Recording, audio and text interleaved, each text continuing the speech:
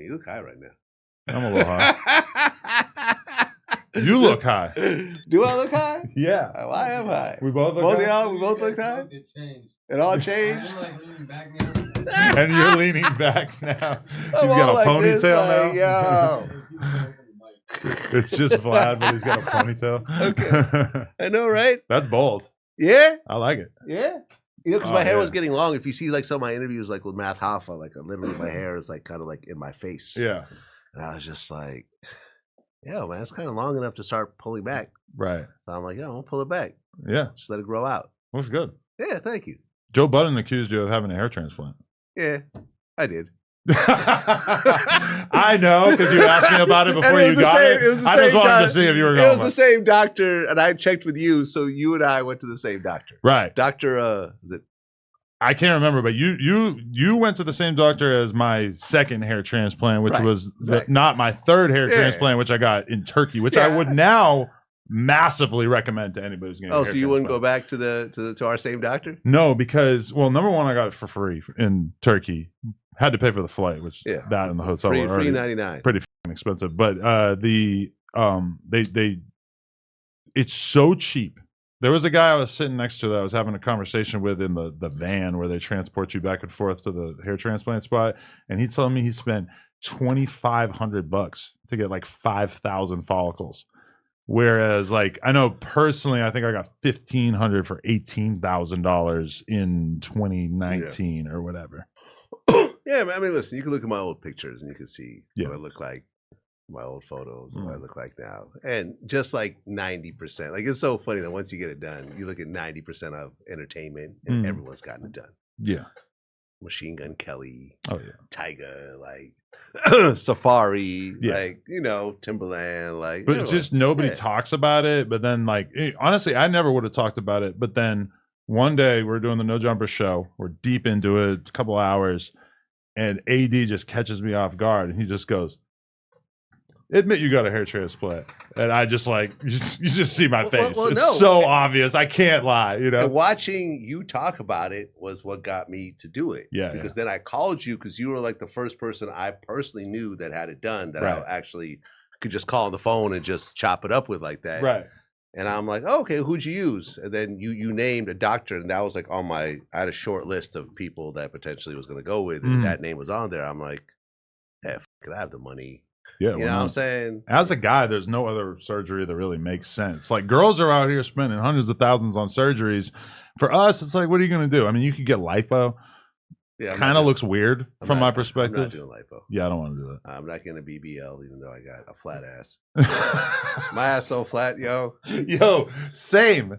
And I've definitely looked at my ass and thought that's flat. A prime BBL candidate right there, because that's a little bit flat. I saw a porn movie once, right? A porn scene, and it was a white dude who had this like kind of slight BBL, but you could tell it was a BBL. You could tell. And I could not watch it. I had to delete that shit off my computer because it was so fucking distracting. This is like trans porn here. It was so distracting to watch that I was just like, I can't fucking do this. This is just my God. Fucking up my whole vibe. Like, you know, and I'm a porn fan, but I'm just saying that right there, I hope that doesn't turn into a trend. That was the only time I've ever seen that though. Yeah. Maybe in gay porn, this shows up. Well, somebody like Saucy Santana. Saucy Santana has a BBL.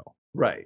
But that's gay. Yeah. Saucy's gay. Yeah. Right? So in the gay world, go ahead. BBL, whatever you want to do. But I'm saying, you know, in the straight world, though, you just don't see dudes getting BBLs. But I think having a flat ass is like an old white guy thing. And I think having a round ass, like Whack got like a booty. Like, you could tell his ass cheeks are round as fuck. I'm very comfortable having this conversation, right?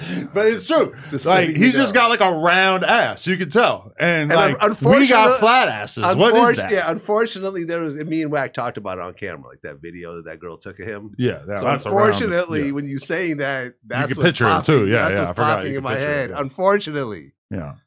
Wack, I'm telling you, I did not request this part of the conversation. This was just sprung on me. I'm not comfortable talking about this. But yeah, I have a flat ass. That's why I got to stay under the squat rack, because it's like I got to keep. One day I'm gonna have a nice round ass. You show up naked on camera. I don't. Yeah. You know, I just know that in my private life I have a flat ass. I've been on a hardcore diet for the past couple of weeks because I just looked at the scale one day and saw 240 staring back at me. I was 215 2 years ago, and I was just like, God damn it! How did I let this happen? I'm 220 and I used to be 205.